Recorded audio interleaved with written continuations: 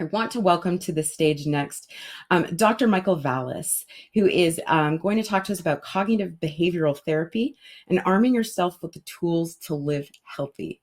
Dr. Vallis works out of Halifax. He is an internationally known superstar and someone who really makes this information, I find, very approachable and easy to understand and really easy to take action on as well. I can never thank you enough for the work that you do and the fact that you introduced me to the sensibility that apple pie will always be more appealing than an apple to me, sir. So with that, I will let you take the stage. Good morning, and thank you for being here.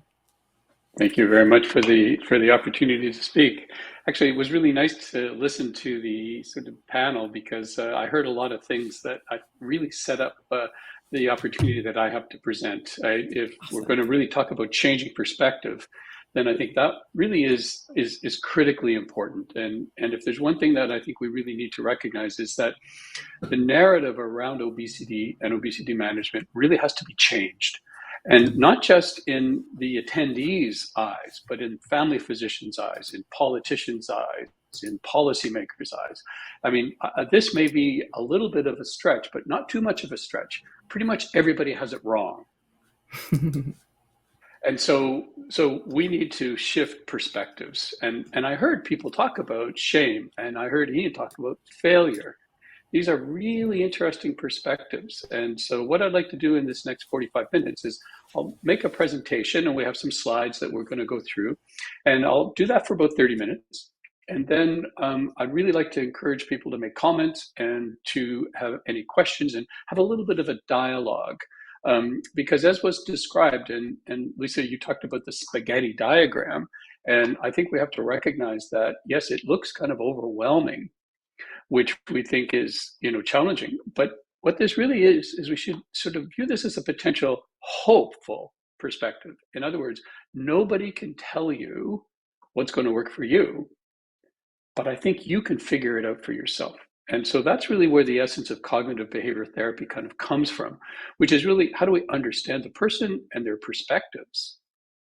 And then how do we alter those perspectives? So why don't we go to the slides, and we'll begin to walk you through this process. And so I'll do really two things. I'm going to present to you sort of a form of intervention that's been validated. So we would say to you that when we talk about cognitive behavior therapy, we're talking about an evidence-based treatment, just like a medical therapy. So the evidence is out there. And so what I want to do is I want to sort of present the evidence, but not as if you were going to an academic talk. I want to sort of present it in a way that I'm hoping you can actually take something from it. So let's begin. So let's go to our next slide. I'm not changing the slides, so I'll be sort of talking the producers through the change. But when we talk about perspective, the one thing I'd like you to think about is perspective is really reflected in a person's attitude. And attitude counts for a lot, as you see with this little image that's going to pop up on the screen now. Is it half full? Is it half empty? How do we understand our experience in a way that allows us to capitalize? And part of the challenge and the reason for a shift in perspective on obesity is that many of us have kind of approached this such that everybody's feeling like a failure. So people living with obesity will tell you, I've tried everything, nothing seems to work. It's half empty or full empty. You talk to family physicians or other healthcare providers, and they say, well, we try to support her, it just doesn't work. And so there's never been a greater need for this shift. So if we go to our next slide, let me give you the essence of cognitive behavior therapy, which is we act and we feel and we think. This is the sort of experience of individuals that kind of go through the world. And this all happens kind of in a very integrated fashion. And the essence of cognitive therapy is that the kind of cognitions that you have actually drive your behavior. So if you were to think, let's say you just had your 60th birthday, and if you think, I'm over the hill now, it's all down from here, so why bother? What would be the behavior associated with that? Well, let's have a look. You just sort of stay at home. But what if you had a different perspective? And let's shift and see what an alternative perspective might be. I have many plans for the next phase of my life, right? Maybe you're thinking, like you could look at 60 as getting near the end, but you could also look at 60 as liberating you, not having to necessarily restrict yourself to all of the rules. And if you shifted those perspectives, let's see what your behavior would be. You'd go out for a walk. And so cognitive behavioral therapy is really about understanding the experience and then helping people to shift. But it's not so easy. It's not just like replacing a fuse or replacing a burnt out light bulb. And so let's go to the next slide. You can move forward. The key that we need to understand is that attention is limited. And so it's like the beacon of a spotlight in a lighthouse. It's kind of constantly moving. And what does that mean? Everything that we can do goes into automatic pilot. So the brain works so that you just try to shift things to automatic. And then what that means from a perspective is how we process information. And you can see here, this is a Nobel Prize winning psychologist who talked about how we think. We think fast and we think slow. Now, fast thinking is this automatic pilot. So many of the cognitions, many of those thoughts that you have, like I'm a failure, this isn't working, I might as well give up, that stuff happens automatically. That's the result of this attention. And the slow thinking is deliberate and takes a lot of focus. And so one of the things I'm hoping that I can show you is some strategies that will help you kind of connect to your what we call automatic thoughts. So you see, these are, because they're automatic, they've been sort of well-worn pathways. So you don't think them through, you just experience them. And then we need to support people in sort of rethinking it. Next slide. And so you can see here, how do you do this? Well, we sort of start by understanding, what are you actually thinking? So you try to capture what's going through your mind in really the most literal way you can. Like, what are your thoughts that run through your mind? And many times they might be really quickly, like, oh no, here we go again, which is a sort of a short form for, let's say, a whole negative sort of sense of, this is a difficult situation, I don't think I'm going to be able to do this. And then what you do is you sort of understand those, that this is based on your experience. So it makes perfect sense. And then we sort of remind ourselves that, there's this kind of connection. Thoughts and emotions and behavior are all linked. So if you shift your perspective and think about it like, what are my interfering thoughts? What are the thoughts that take me away from where I would really like to be? And then how do I reframe that or restructure that and have a coping response? So it's very much of a struggle, a battle that we experience. And with support, we can reframe this. Next slide. Here's my only data slide, I promise. This is it's a very interesting study. It's a meta-review of systematic reviews and panoramic meta-analysis. What does that mean? Well, what that means is that this study looks at a group of studies, each of which have looked at a group of studies. And so this is like hundreds of papers, research projects with thousands of people. And you can see the conclusion is pretty much it works for everything. Basically, what they're saying in this paper is CBT is effective, which is just the evidence that I think can support us. So let's go to our next slide. So why is it relevant to consider cognitive behavioral therapy approaches? Next slide. Well, the fact is, when we look at our health systems, we see that, about 50% of what we do, of our health rather, is contributed by our health behaviors. So the actions that we take are tremendously powerful in promoting health. And yet we have only 4% of our health dollars are spent on healthy behaviors interventions. So this is going to be really important. And one of the things that we're really hoping within Obesity Canada is to empower individuals living with obesity so they can take action. Next slide. So this question, to what a degree do you actually control your own destiny? And the evidence is actually quite interesting, as you'll see on the next slide. That basically overall, and you can just populate that, that the final result is about 25% of human longevity is due to your genes, which means what? 75% is due to other factors. And so on the next slide, we sort of see that, people have a lot of inherited genes, but on the other side of that, your lifestyle, the environment, your outlook are actually critically important for outcomes. So I want to introduce a little bit of optimism here. Next slide. So let's try some CBT. Let's identify what we know as some of the major perspectives that are incorrect that need to shift. So I actually think in many ways, as I had said with Lisa at the introduction, that, why would I say that everybody has it wrong? And let's have a look at that. So next slide. Ask these questions. So you could ask, excuse me, anyone on the street, to what extent is weight under behavioral control? Low, moderate, high. And as you see on the next build, would it surprise you to know that most people would say it's either moderate or high? If you really set your mind to it, you could achieve it. However, would you be surprised to know what the correct answer is? And guess what the correct answer is? Low. Please don't forget this. Your body weight is not strongly under behavioral control. And so that's critically important in terms of shifting perspective. You are not responsible for the weight that you achieve through weight management interventions. You might be responsible for the input, the effort you put into managing weight, but the outcome isn't on you, which is a potential game changer because it shifts from you focusing on effort rather than what most people do, which is they focus on outcome. By the way, the number of pounds on the scale. Next slide. And so when we look at people that are interested in weight management, they basically have three questions, and we have two answers. And you heard about the clinical practice guidelines, which really review the evidence. And so here are the three questions. How much weight am I going to lose? How much weight am I going to lose? How much weight am I going to lose? That's just the way people have been socialized. And the answer is, actually, I don't know. And actually, I don't care as much about weight loss than I do about health gains. Obesity management is about improving health and well-being and functional ability, not so much the numbers on the scale.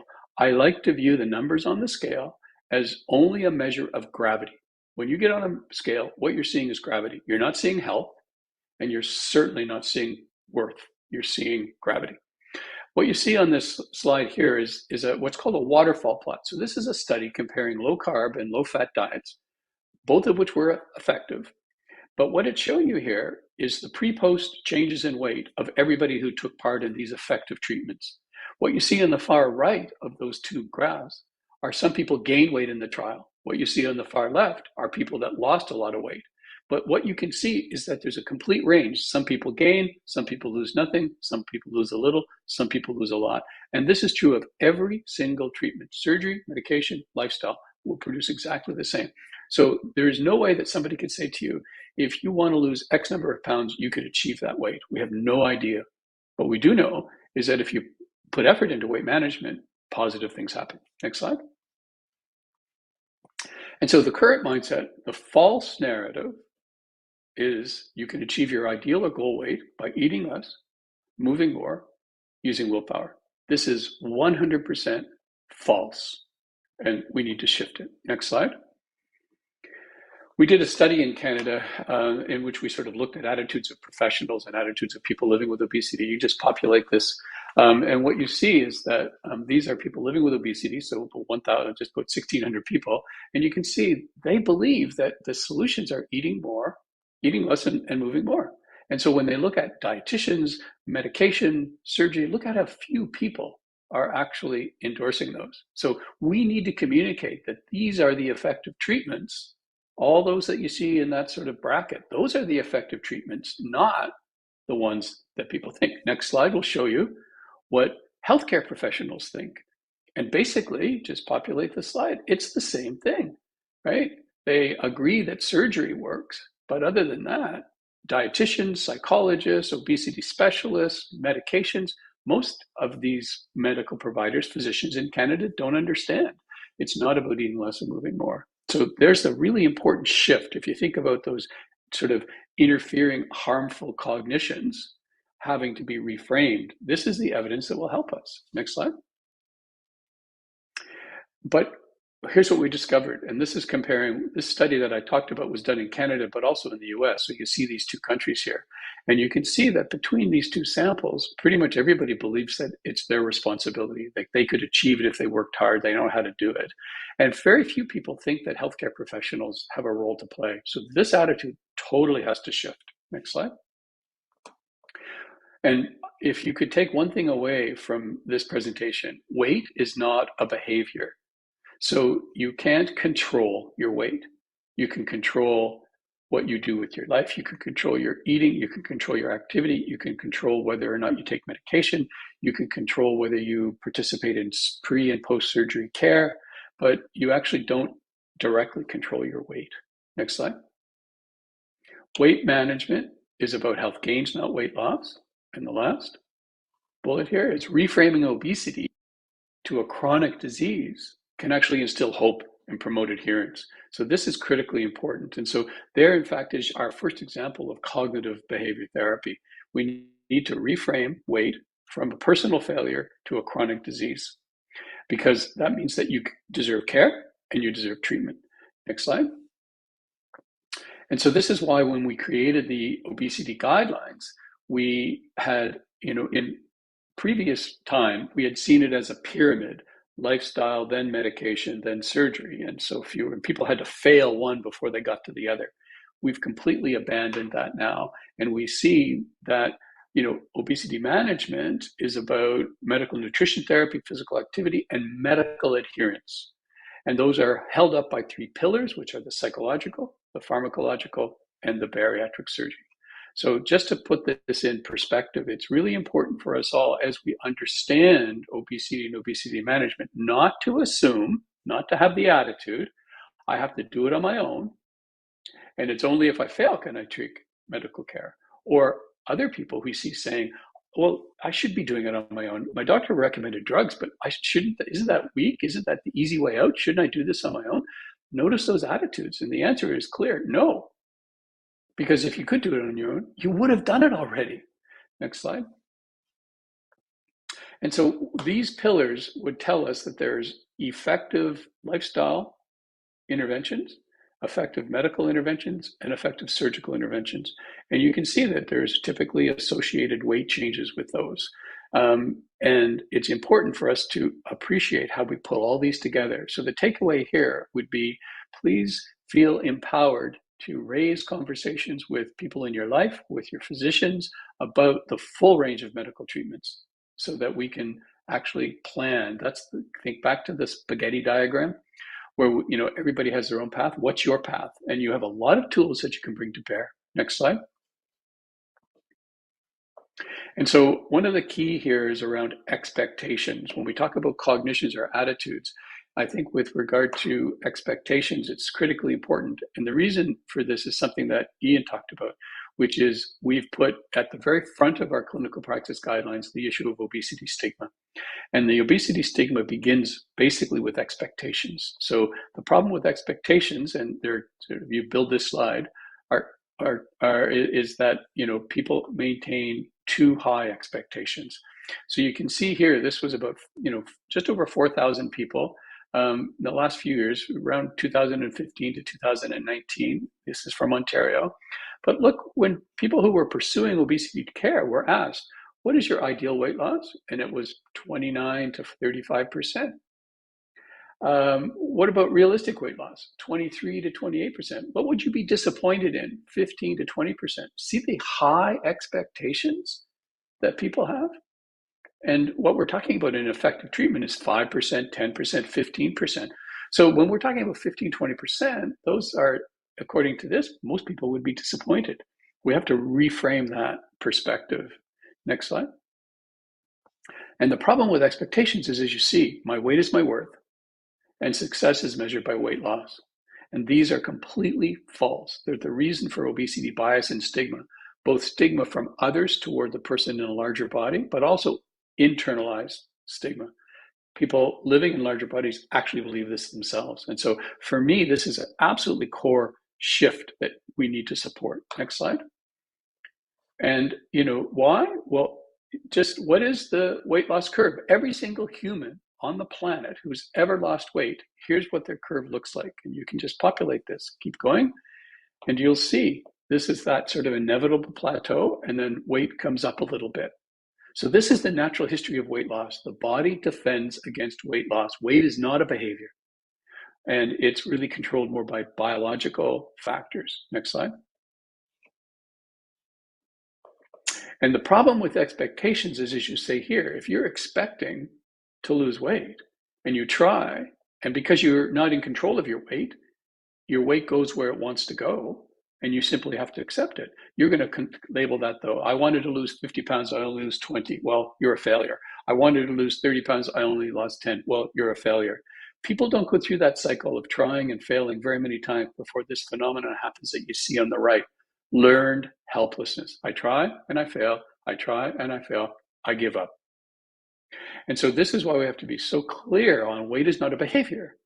And you shouldn't expect that when you're taking good care of yourself, you're going to get a, linear response from your weight. It's just not going to happen. There's always that plateau and slight increase in weight. And we have no idea where a person is going to plateau. And it's really important that we embrace that because it's not necessary for people to lose all of the weight. Next slide.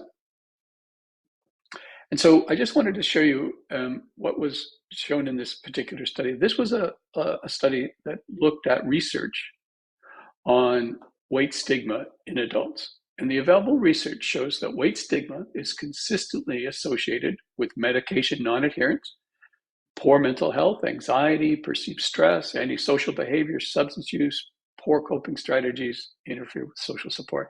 And so there were indications that those associations are stronger once stigma has become internalized. So it's really critically important that we shift the perspective on how people feel about themselves with regard to weight and weight management. And please remember, weight is not a behavior, and weight is the measure of gravity. Next slide. And so obesity is a real medical disease. It's not a behavior. And so what it's important about is to focus in on the behaviors that are associated with outcomes. Next slide. And so I'd like to suggest a perspective shift from learned helplessness to learned optimism. Next slide. And the strongest predictor of changed behavior, it's hard to change, but there are strong predictors of changed behavior, and that's a concept called self-efficacy. And let's talk about this. I'm sorry to introduce a scientific word here, but I'll explain it to you in just a sec on the next slide. So self-efficacy is really the belief in your own capabilities. So it's really your confidence to continue to do the behavior in the face of barriers. And if we can help you to build your self-efficacy, this is what's associated when you can see people who develop self-efficacy, they tend to reframe their perspective and they view challenging problems as challenges, not as barriers, but as challenges to be overcome. They are able to maintain a stronger commitment and they recover more quickly. And so self-efficacy is actually really important. How do you get it? And I'll show you just on the next slide. It's a lot more straightforward than one might think. So you sequence your goals such that you can have this experience that you see on the slide here. And let's just talk about, it's March 4th, so it's still quite contemporary to talk about New Year's resolutions. Do you know that most people who took on their New Year's resolution on January 1st have failed by now? They've stopped. And the reason they've stopped is they've taken big steps. They've actually kind of taken on too much. What you see on the screen here shows you the successful approach, which is success, followed by success, followed by success, followed by success, followed by success. So if you can organize your life so you set goals that are worth doing, but they're doable, they're small enough that you can accomplish them, and then you build on your past accomplishments, something happens between the 5th and the 7th consecutive success experience. And that's called self-efficacy. Because you're kind of down this journey saying, well, okay, can I do my next step? I did the last 7 steps. And they're basically the same as the next step. So if I can do those, I can do the next one. So the key here is to really set goals that are doable and sequence those goals. So a really easy strategy to build confidence in yourself. But the key is it's got to be worthwhile, but small enough that you can have successive success experiences. Now that's really important because we live in a society in Canada that I consider go big or go home. That's the way we operate. In the social media, you see this all the time. People talk about magnificent accomplishments. Well, you know what? We should be celebrating the everyday accomplishments if we wanted to manage our own lives. Next slide. And so let's talk about positivism. And if you want to talk about a reframe, one of the things that I think is really interesting. So there are 2 things that I want to say. One is with regard to no matter how distressed you are, you can always find optimism.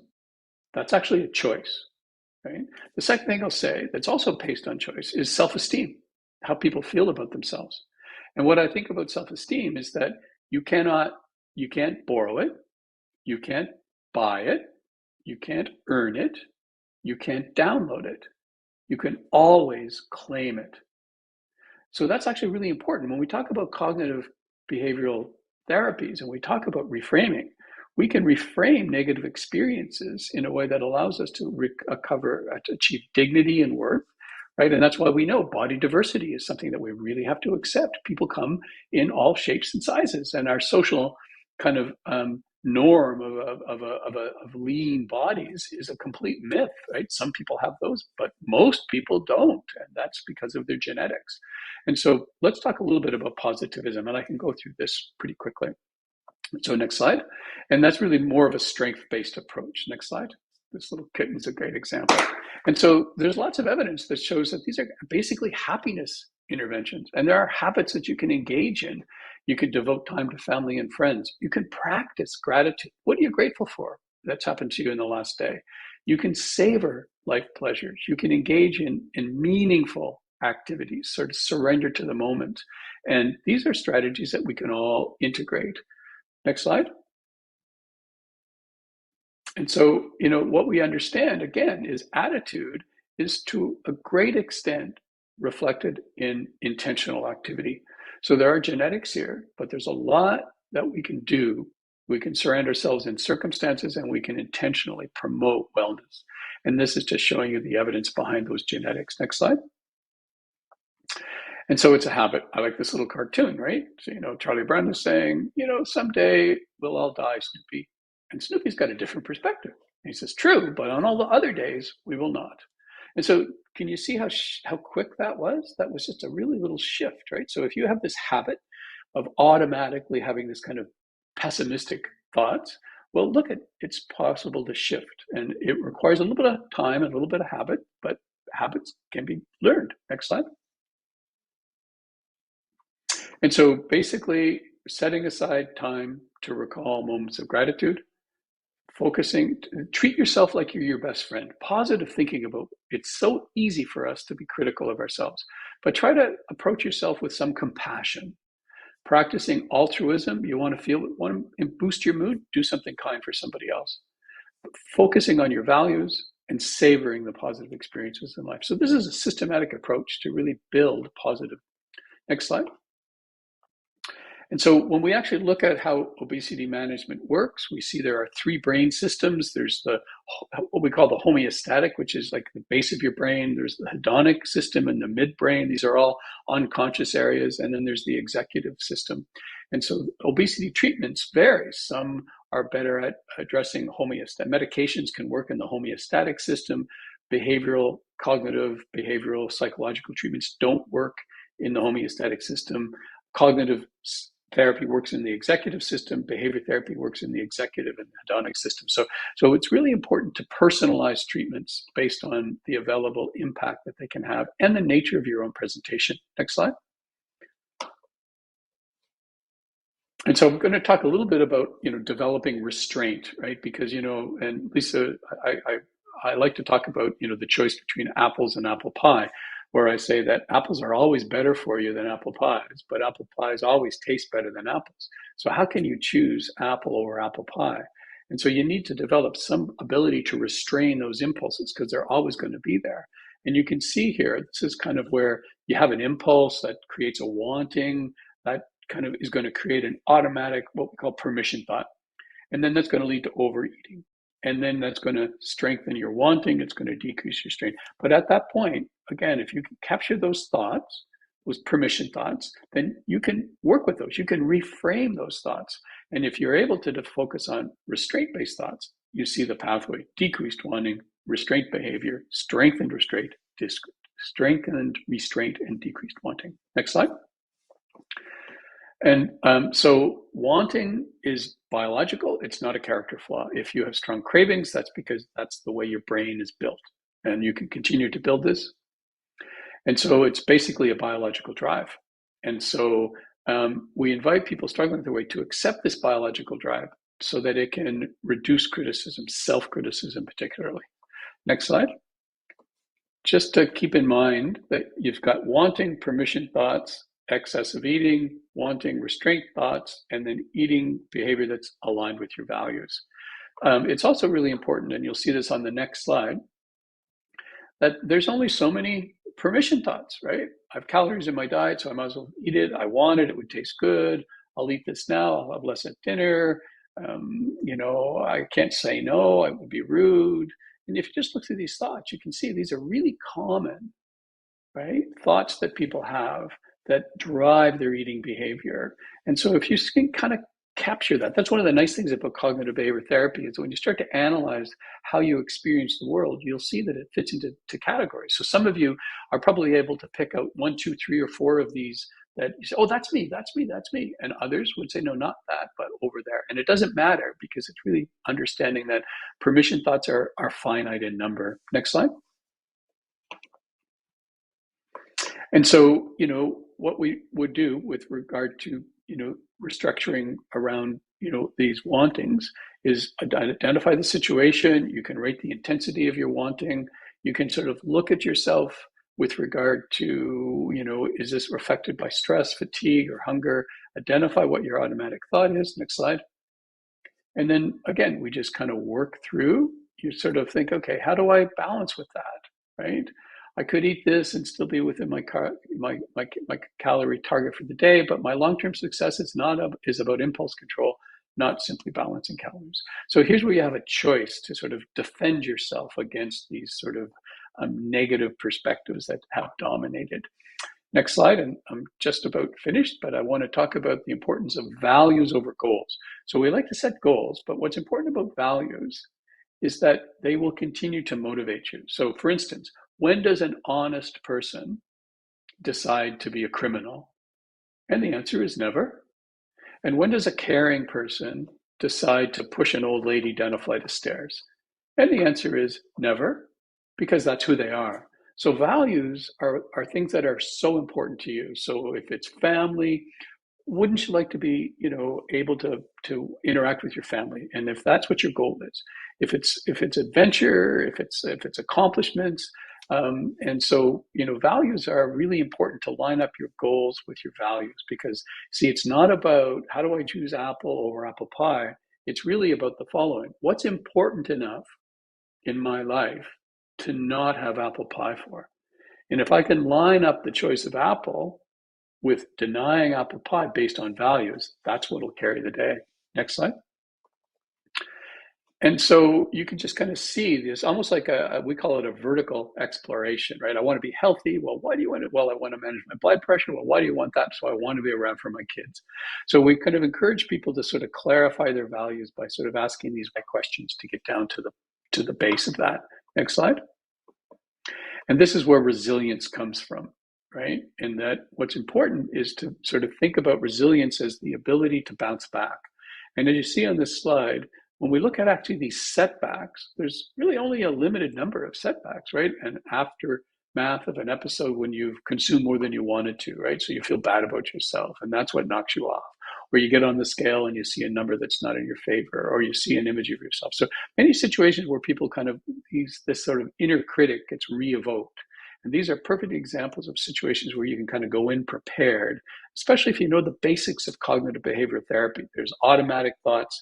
There's a need to call out those automatic thoughts and then sort of think through it again from the perspective of compassion, from the perspective of evidence, and from the perspective of support.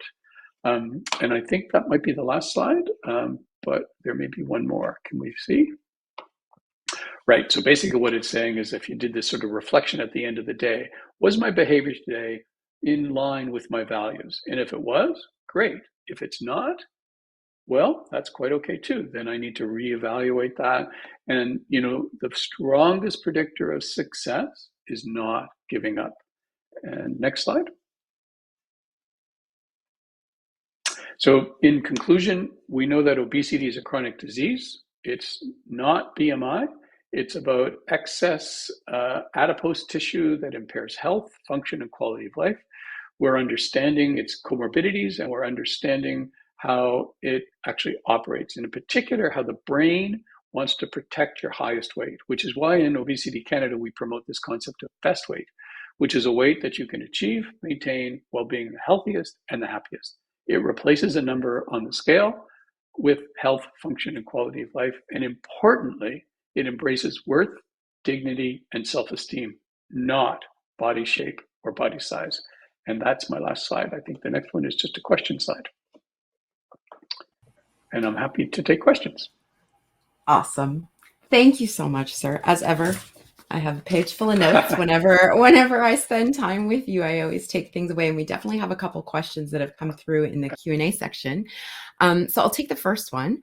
How would you support patients who believe that doing CBT is way more work and harder and a little less appealing, quite frankly, than administering an injection for weight loss?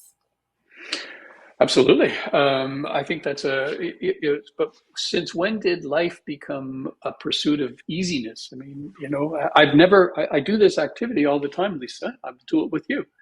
I'd like you to shout out, yes, if you believe the following: life is easy. Everybody see Lisa's response? I've never met a person once when I ask that question. Life is easy. And I do this all the time. I've never met one person who says, yep, that's right, that's me. Everybody says, no, life is hard. It's not about pleasure, it's about meaning. So I think it's just a reflection on that. And in terms of CBT being hard, let me just challenge that a little bit. I love the question, by the way. So let's say the person has a thought, I can't do this. I would say, thank you for telling me that. Would you be interested in adding 3 letters to that? Now, that was a question designed to create curiosity. I hope I've created curiosity in you, Lisa, and I can see by your body. You see, I'm leaning forward. I'm like, keep going. Tell me more. Exactly. Right, exactly. So you're saying, I can't do this. Would you be willing to say, I can't do this yet? Why? Now, how hard is that? I can't do this yet. Right? So there's lots of reframes. The second one, right? Ask yourself, we ask people living in larger bodies, what's been your highest adult weight? Why do we ask that question? Because the brain defends against weight loss. So it's just like, why can't you go back to the weight that you were when you were 10? Well, you can't, because there's scarring in the brain. As you develop in your hypothalamus, the brain tissue gets scarred. That's called the set point. That protects you from going down. And of course, it's survival based. So then as you get to your highest weight, so you should always be comparing yourself to that. Your brain is always going to want to, so if somebody else were to say, oh, I've lost X number of pounds and you only lost Y number of pounds, that's a complete false comparison, because your bodies are completely different. It's all relative. And that's why I think if we one of the reframes is for people to sort of say, like, I am my own person, and so I deserve to treat myself with some respect. And then you can start to reframe goals around what you know. So for instance, show me a family history, a picture of your family album, right? And we see people struggling to I want to be at X number of pounds. And we say, well, what's your family like? And it's like, nobody in my family has ever been anywhere near that weight. Yes. So where would that number come from? So I get it. There's a bit of work, but I would say to you, life is a lot of work, and the work that is sustainable is the work that's valuable. So when do mothers get tired of being mothers? Day 2, day 1. Never. They will always prioritize their kids, even if their kids are 73 and they're 98. Very true. They're still going to be taking care of their kid when that's also hard work, but it's the worth value. And so I love that question, because I think this idea that the sort of an injection is easy. Yeah, the injection is easy. Surgery is easy, but I don't know a bariatric surgeon who doesn't say, my job is the easiest. Surgery is a behavior modification technique. That's how most surgeons I know present surgery. Yes. Because you can out-eat the surgery, yes. You can recover all your weight. It's not a magic bullet. So this injectable may be great. By the way, I actually believe that some of these newer medications make behavior change easier, Hmm. you know? Yeah. So I'm really interested in the combination. And I think that's where you'll see the importance of shifting one's attitude, etc. So thanks for that question. No, I love that. And I think we've probably had this interaction before as well, but I always like to say in my own personal experience as well. Um, I kind of lost myself along the way because I let that misinformation and the diet culture noise become my values. And I think Absolutely. with the CBT, I was really able to reintroduce myself to myself and really get Yep. clear on what it is that's important to me. And that all, and to your point, the medications really do help that noise, for lack of a better word, right now, Absolutely. and Yeah, make it feel powerful. And as we that's said right. in our previous session as well, I truly believe courage begets courage. Whether that's I'm in a lineup Absolutely. to do a bungee jump, which isn't going to happen anytime soon anyway. But when you see that, you have that much more ability to go forward. And that's such a reason why I love Obesity Canada and the way we put patients first, because if we don't Absolutely. see it, we can't be it. Yeah, So we that's right. need to see That's right. people making these 100%. positive changes. I Yeah. love this. And when we think about this being World Obesity Day, we think about the data we just heard about the rising rates and where we pretended to be going. And why does that happen? It happens not because of personal failure. The reason that people gain weight is we're exposed to a food environment Mm, that is insane. yes. Calorie dense, nutrition poor food. So you eat it, and of course you're still hungry because your body still needs nutrients. Hmm. And so, and then we have fast foods and we have busy lives, and so it's that built environment. Everybody's weight is going up. There's only those Hmm. few people who are genetically predisposed to not gain weight in our environment, and they're the Hmm. minority of people, but the Hmm. majority of people are exposed. So these attitudes have to shift until we can change the environment. If we were back in a hunter-gatherer days, when you had to get your food out of the fields and make your food from scratch, we would not have the obesity rates that we have in our children and our societies. So it's really important that we liberate people from the sort of personal failure to understand that the genesis of obesity is based on the fact that the human brain is no longer adapted to the environment. The Hmm. human brain has three main drives: pleasure, convenience, and immediate gratification. Oh my goodness. What a What? recipe for disaster when Tim Hortons is stuffing, things full and you can get, you know what I mean? Like it's just Yeah. crazy. Deep It's fried chocolate bars and we're cooking all the supersized wrong meals. parts. It's just completely unfair. So that's why we really believe that reframing obesity to a medical condition, it means, Hmm. and you said it yourself, it's chronic, so the treatment has to go. And I loved your metaphor of your glasses, by the way. I thought that was perfect. I'm actually, if it's okay with you, I'm going to take that and bring that into my Absolutely. presentations because that's a really, really good way of understanding chronicity. Hmm. So I really appreciated that. But so it needs treatment, and you're not alone. Hmm. And so That's I such a think big that's really part of it. where, absolutely. And if we can improve personal optimism, so when I look at that Ozempic, I look at injectables, I look at Wegovy, I look at these treatments and they're easy, but they give you how I see them being easy, that they'll down regulate your drive to eat. Then you can actually make Do the changes to hard your work. behavior. Then you Yes, can do the hard absolutely. work and see the value of it. Yeah. I love it. Before we head to break, there's another question that I would love to bring forward, because I think it's a great place to go as well to kind of end cap things. Do you have any tips for having conversations about weight not being a behavior with our family, with our coworkers? It can seep in so easily, people just making comments either about your food or your weight. And it can be with Mm-hmm. people that we perceive as being safe, but that can be a real challenge. Any tips on that? Absolutely. Absolutely. Yeah. Yeah. You know what? I think your last kind of comment about people that we think are safe is really interesting because, and that's why I said that this is sort of like a fundamental reframe because pretty much everybody has it wrong. And so even the people that are close to you, it's one of those really dangerous territory. I'm a psychologist, so I can tell you that's a really dangerous territory because these are the people that we turn to for support, but they're out of their minds. They Yeah. don't have a clue what's going on because they've paid attention to society. And so I think it's going to be really important. And that's where, Obesity Canada has really aligned itself to try to promote these messages. That's why, in fact, as you've just described, we always involve the voice so we can see.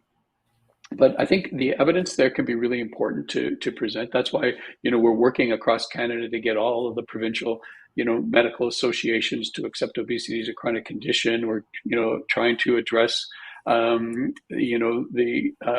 politicians. Diabetes has been introduced. There's a diabetes framework that the federal government tabled last year. All the provinces are now mandated by the federal government to address diabetes. We're working to try to get obesity, have an obesity framework adopted by the federal government, so all the health systems will have to address this. So there's a lot of things coming, and you can pass on that good news.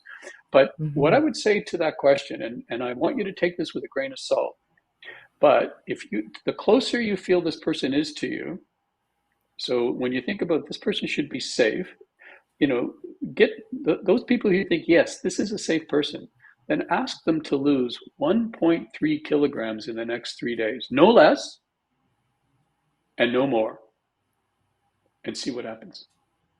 Because I guarantee you, they will fail. Hmm. All of a sudden, they'll have an experience that I can't do this. And This so, isn't as if there's, simple. and the closest you are to this person, let's see, right? Yeah. Because weight is not a behavior. I can say to you, Lisa, can you have 3 servings of vegetables between now and 6 p.m. tonight? Could you walk 5,000 steps between now and 3 hours from now? Those are behaviors. You could do those Hmm. things. But if I said to you, could you please lose 6.1 kilograms? Yep. No way you could ever do that. So I think it's like, playing darts with a blindfold. Hmm. Oh, I love And that. so any way of exposing people to that, and again, that's what we're trying to do as a collective within Obesity Canada, is really sort of reframe this narrative. And then the final thing I'll say, and I know this is sad, but above all, it's important for you to protect your self-esteem. Hmm. And so if you're in a family system or a friendship circle and you do your best, and what I mean by your best is you confront somebody on this issue, you raise this issue, and it doesn't work. Okay, so now raise it again. And if it still doesn't work, that's strike one. Hmm. Raise it again. If it still doesn't work, that's strike two. Raise it again. And if it still doesn't work, that's strike three, and protect yourself from that person. Yep. They could be your brother, they could be a family member, but you got to go through life saying, you know what, this person chooses not. Hmm. They've got a stigma, they've got a bias, and they're discriminating. And they're choosing not to follow the evidence and the science and the compassion. And they have a choice to be ignorant. Yes. But you want to protect yourself because that's malignant ignorance as opposed to, I just didn't know. Hmm. That's ignorance in just a Willful. descriptive way, Yes. right? That is when you present the evidence. And so that's what I would recommend. And I know that's a harsh thing to say, but it's also important because, Hmm. again, worth and dignity and self-esteem is essential. And as much as I'm a complete supporter, I'm a psychologist, I've been involved in behavior work, I've been doing this work for like 40 years, but I'm completely relieved that bariatric surgery and medical therapies are there. But at the end of the day, it's really about us acting in a way in which we live the full lives that we want to, closer to our values, and really Hmm. allow people. I know Ozempic won't make you feel better about yourself. Wegovy won't make you feel better about yourself, Yeah. right? If that happens, it happens because you processed information differently, which you have an ability to do anyway. So I would say take it all. Hmm.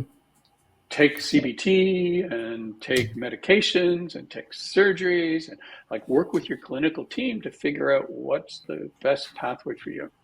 Yeah. We need to connect all these dots for people. And you always do such a fantastic job at helping us understand this component in such a delightful way. I cannot thank you enough. I love that choose your path and like how empowering this has felt. And that really is about self-efficacy and really about reminding yourself of who you are, what's important, and reminding others Right. that, you're entitled to your own opinions, but not your own facts. So Exactly. thank you, Dr. Vallis. As You're very always, welcome. enjoy every moment with Great you. to chat with And you, Lisa. yeah, thank you. With that, it's time for our first break. We do hope you guys are enjoying the program so far. Reminder, if you do have any questions, the concierge desk is available in the lobby. And we are going to shorten this break just a little bit to keep ourselves on track. Apologies, we went a little long there. So let's call this a 10-minute break. We'll see everybody back here for quarter to the hour, wherever your hour happens to be across Canada or wherever you might be joining from the world. Thanks so much, everybody. We'll see you back in a few moments.